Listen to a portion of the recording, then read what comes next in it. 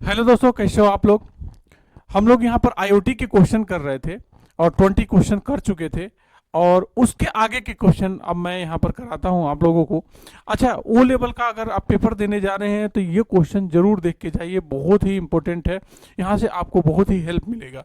जैसे आपके सामने पहला क्वेश्चन है यहाँ पर, विच protocol use the least bandwidth in IoT. कौन सा प्रोटोकॉल आईओटी में सबसे कम बैंडविड्थ का उपयोग करता है। तो ऑप्शन नंबर आपका सी करेक्ट है, यानी M Q T T A protocol सबसे कम बैंडविड्थ का इस्तेमाल करता है। आइए दूसरे क्वेश्चन की तरफ चलते हैं। Conditional statement can not be upload to Arduino programs. Arduino program में कंडीशनल स्टेटमेंट का प्रयोग नहीं किया जा सकता है। ये बिल्कुल फॉल्स है, क्योंकि आर्डिनो में ना हम कंडीशनल स्टेटमेंट का प्रयोग करते हैं और ये हम प्रयोग करके भी आपको बताएंगे कि इसका यूज कैसे करते हैं। जब हम चैप्टर वाइज चीज़ों को करना चालू करेंगे, आर्डिनो बोर्ड का प्रैक्टिकल बताना चालू करेंगे, तो मैं आपको दिखाऊंगा कि कंडीशनल स्टेटमेंट का भी आप यूज करके करते हैं, इसमें आर्डिनो बोर्ड को चलाते हैं।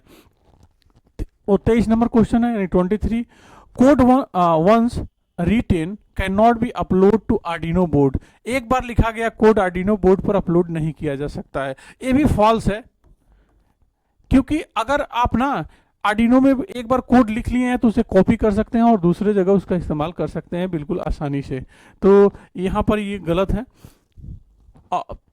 24 नंबर क्वेश्चन, आईओटी बोर्ड और वायरलेस संचार दोनों सपोर्ट करता है। बिल्कुल, ये बिल्कुल सही है। ये दोनों, यानी वायर्ड एंड वायरलेस कम्युनिकेशन दोनों ही सपोर्ट करता है। अगले क्वेश्चन की तरफ चलते हैं। क्लाउड आईओटी संरचना का भाग है। बिल्कुल, cloud is a part of IoT architecture. तो ये बिल्कुल सही आंसर है, क्लाउड भाग होता है आईओटी डिवाइस का, क्योंकि सारी चीज़ें कहाँ पर स्टोर होती है, क्लाउड पर ही स्टोर होती है। और वहाँ जो सेंसर लगे होते हैं वो क्लाउड पर ही तो डेटा को भेजते हैं और वहाँ से हम इकट्ठा करके डेटा को रखे रहते हैं और बाद में या तुरंत ही उसका यूज करते हैं हम लोग। अगले क्वेश्चन की तरफ चलते हैं। Float is valid data type of embedded C language. और ये भी एक फॉल्स है, क्योंकि फ्लोट एम्बेडेड सी लैंग्वेज का वैलिड डेटा टाइप नहीं है। ये क्या है, फॉल्स है। आइए आगे चलते हैं। Embedded C language does not support the functional calls.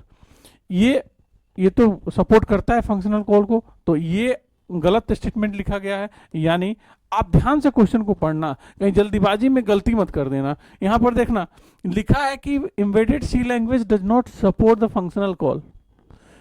तो आप सोचोगे कि ये तो सपोर्ट करता ही है तो ट्रू होगा, नहीं। यहाँ पर क्वेश्चन को ऐसे डिजाइन किया गया है, embedded C language does not support the functional call. तो इसका मतलब एम्बेडेड जो सी लैंग्वेज होता है वो तो सपोर्ट करता है फंक्शनल कॉल को। तो यहाँ पर आंसर क्या हो जाएगा, फॉल्स हो जाएगा। तो इस बात का आप ध्यान देना। अगला क्वेश्चन देखिए, which microcontroller use in Arduino Uno. ये ऑलरेडी मैं क्वेश्चन डिस्कस कर चुका हूं और ये आपका 80 मेगा 328P ये माइक्रो कंट्रोलर है जो आर्डिनो यूनो में हम लोग इस्तेमाल करते हैं। आइए अगले क्वेश्चन की तरफ चलते हैं। एलडीआर क्या है, ये एक सेंसर है। एलडीआर क्या है, एक सेंसर है। इसको मैं दिखाऊंगा भी आगे चल के आपको कि एलडीआर किस टाइप का सेंसर है, क्या करता है वो। आइए, DC motor is a actuator. जो डीसी मोटर होता है, क्या होता है, डीसी मोटर एक एक्चुएटर है या होता है। आइए आगे चलते हैं। Which of the following is an IoT communication protocol. निम्नलिखित में कौन सा एक आईओटी कम्युनिकेशन प्रोटोकॉल है। तो ये CAAP, ये तो ऑलरेडी हम बता चुके हैं, इसका फुल फॉर्म भी बता चुके हैं। अगर वो नहीं देखे हैं तो पिछला वीडियो आप जरूर जाके देखिए आईओटी का, ठीक है। आइए अगले क्वेश्चन की तरफ चलते हैं। माइक्रो कंट्रोलर का प्रयोग होता है, ये पीसी में इसका उपयोग होता है माइक्रो कंट्रोलर का। अगला क्वेश्चन है, इथरनेट में प्रयोग होता है। अब देखिए इथरनेट में क्या प्रयोग होता है, वायर्ड कम्युनिकेशन होता है, इसमें वायरलेस नहीं हो सकता। इथरनेट हमेशा वायर्ड कम्युनिकेशन होता है। तो इस बात का आप ख्याल देंगे कि ऑप्शन नंबर ये यहाँ पर सही है, ठीक है। आगे बढ़ते हैं। Micro controller used in, micro controller का प्रयोग होता है तो ये आर्डिनो में। एक्चुएटर सेंसर इनमें तो होगा नहीं, आर्डिनो में इसका प्रयोग होता है। किस में होता है, आर्डिनो में। आइए नेक्स्ट क्वेश्चन की तरफ चलते हैं। पर्सनालिटी निर्धारित करता है। अच्छा, पर्सनालिटी निर्धारित करता है मतलब डिटरमाइन पर्सनालिटी। आपकी पर्सनालिटी मतलब कैसी है, कैसा व्यवहार करते हो, इस पर डिपेंड करता है। और ये कहाँ का थ्योरी है, तो ये आपका ओशियन थ्योरी है। कहाँ की थ्योरी है? ओशियन थ्योरी है। तो ये आप ध्यान देना, अगर ये क्वेश्चन आता है तो आप इसको टिक कर देना, ओशियन थ्योरी। अगले क्वेश्चन की तरफ चलते हैं। टीसीपी आईपी मॉडल में कितने लेयर होते हैं, ये पूछ रहा है। टीसीपी आईपी मॉडल में कितने लेयर होते हैं, तो इसमें कितने लेयर होते हैं? 4 लेयर होते हैं। ये बताया भी जाएगा आपको, जब क्लास चलेगा तो एक एक सभी लेयर के बारे में हम डिस्कस करेंगे। टीसीपी आईपी के सारे जितने 4 मॉडल हैं उनको अच्छे से बताया जाएगा कि किस मॉडल में क्या होता है। अगला क्वेश्चन देखिए, ओएसआई मॉडल में कितने लेयर होते हैं? तो ओएसआई मॉडल में ना 7 लेयर होते हैं। तो ये जो होता है ना ओएसआई मॉडल, इसमें आपके 7 लेयर होंगे, और टीसीपी आईपी मॉडल में आपके 4 लेयर होते हैं। ये क्यों उसमें 4 होते हैं, इसमें 7 होते हैं, ये आपको क्लास जब चलेगा थ्योरी की क्लासेस, तो उसमें आपको डिस्कस किया जाएगा। तो फिलहाल आप अगर एग्जाम देने जा रहे हैं तो ये देख लीजिए, यहाँ पर पढ़िए। ओएसआई मॉडल दिया है तो 7 लेयर लगाएंगे, और टीसीपी मॉडल दिया होगा तो 4 लेयर लगाएंगे। ये बात आप ध्यान देना। अगले क्वेश्चन की तरफ चलते हैं। RFID is a technology. RFID एक टेक्नोलॉजी है, तो ये टैगिंग की एक टेक्नोलॉजी है। किसकी टेक्नोलॉजी है? टैगिंग की टेक्नोलॉजी है, ये आप देख लेना।